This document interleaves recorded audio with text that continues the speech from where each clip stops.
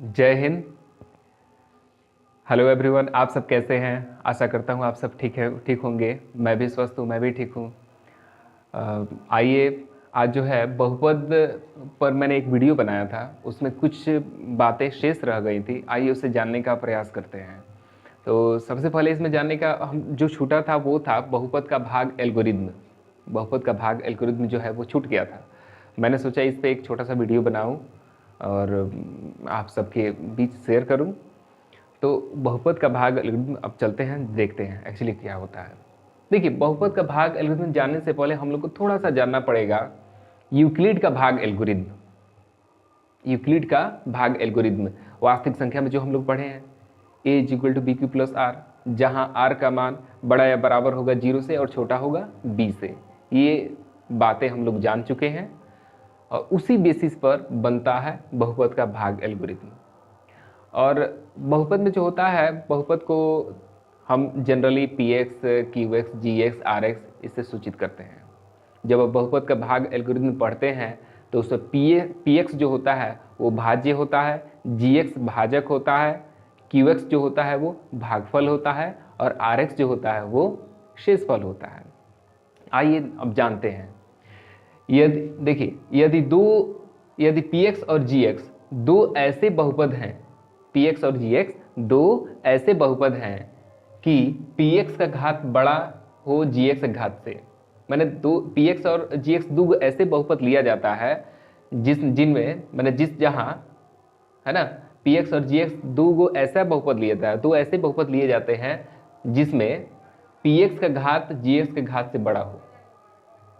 दो बहुपद लिया जाता है और इन दोनों में जो है पी एक्स का घात जी एक्स के घात से बड़ा हो और जी एक्स बराबर नहीं हो 0 के। ये बात आप लोग को ध्यान से समझना है, जी एक्स बराबर नहीं हो 0 के, है ना। तथा पी एक्स को जी एक्स से भाग देने पर, पी एक्स को जी एक्स से भाग देने पर भागफल क्यू एक्स और शेषफल आर एक्स प्राप्त हो। पी एक्स को जी एक्स से भाग देने पर भागफल क्यू एक्स और शेषफल आर एक्स प्राप्त हो, तब P X is equal to G X into Q X plus R X. याद रखिएगा, यूक्लिड का भाग एल्गोरिथम से कंपैरिजन करते हुए हम पढ़ेंगे A is equal to B Q plus R, उसी बेसिस पर इसको सजा दिया गया। यानी कि पी एक्स को जी एक्स से हम भाग दे दिए और भागफल प्राप्त हुआ क्यू एक्स और शेषफल प्राप्त हुआ आर एक्स। तो P X is equal to G X into Q X plus R X को बहुपद का भाग एल्गोरिथम कहते हैं। आई बात समझ में? जहां आर एक्स का मान 0 होगा या फिर आर एक्स का घात जी एक्स के घात से छोटा होगा। ठीक है, तो आशा करता हूं कि आप लोग समझे होंगे। इसमें मेन चीज क्या है, आपको ये देखना है कि पी एक्स और जी एक्स दो बहुपद दिया जाता है जहां पी एक्स का घात जी एक्स के घात से बड़ा हो और जी एक्स बराबर नहीं हो 0 के। तो उस स्थिति में पी एक्स को जी एक्स से भाग दिया जाता है और भाग देने पर भागफल प्राप्त होता है क्यू एक्स और शेषफल प्राप्त होता है आर एक्स, जो कि आपके इसमें परिभाषा में लिखा गया है। भागफल क्यू एक्स और शेषफल आर एक्स प्राप्त होता है, तब P X, G X, Q X, R X को यूक्लिड के भाग एल्गोरिथम जो है हम लोग वास्तविक संख्या पढ़े हैं A equal to B Q plus R, उसी बेसिस पर भाज्य बराबर भाज्य गुणे भागफल जोड़ शेषफल, इसी पर सजा दिया जाता है। तो हमें मिलता है P X is equal to G X into Q X plus R X. इसी को हम बोलते हैं बहुपद का भाग एल्गोरिथम। ठीक है, जहां आर एक्स का मान 0 हो सकता है या फिर आर एक्स का घात जी एक्स के घात से छोटा हो सकता है।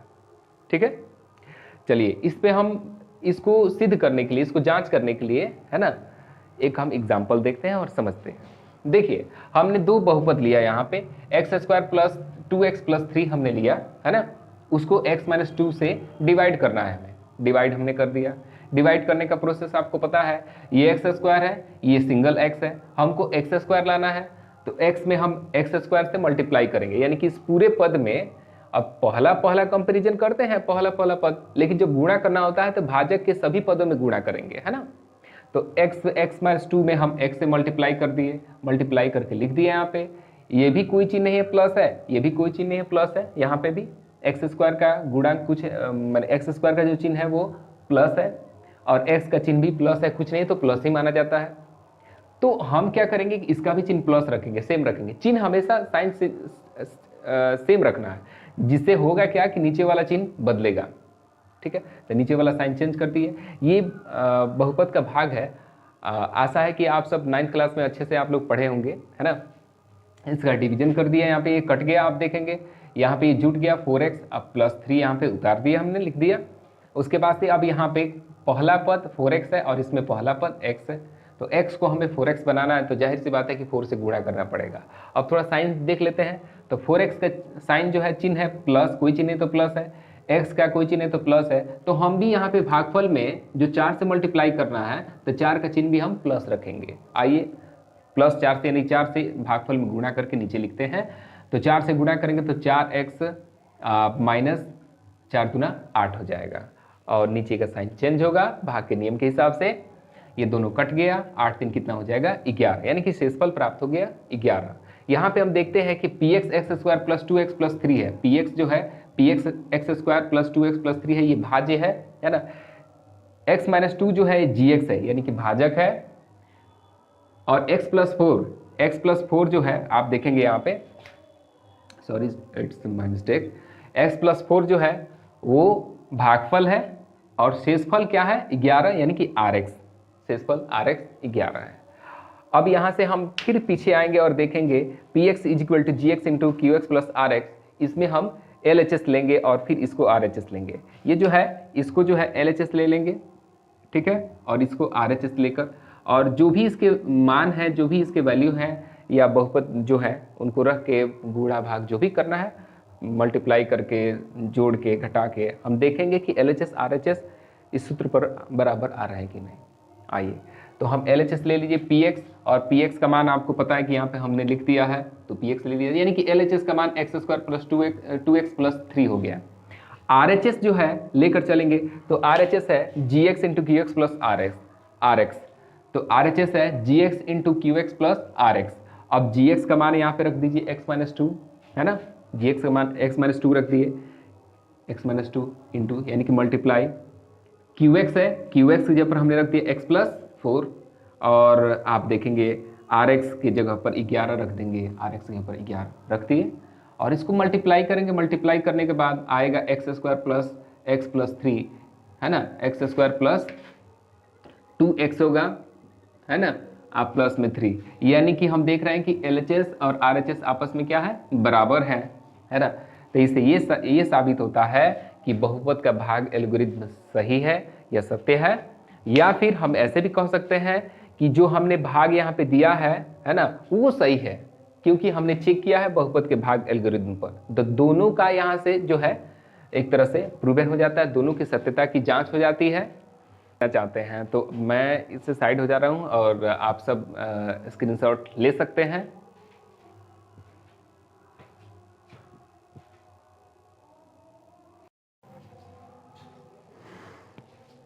कभी कभी बहुपद में एक पैटर्न का, एक तरह का क्वेश्चन पूछा जाता है ना।